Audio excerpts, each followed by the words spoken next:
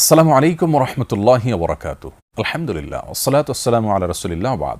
সুপ্রিয় দর্শক শ্রোতা ভাই বোন, কোরবানির ঈদের দিনের একটি গুরুত্বপূর্ণ সুন্নাহ হলো কোরবানির পশুর গোশত দিয়ে দিনের প্রথম খাবার গ্রহণ করা।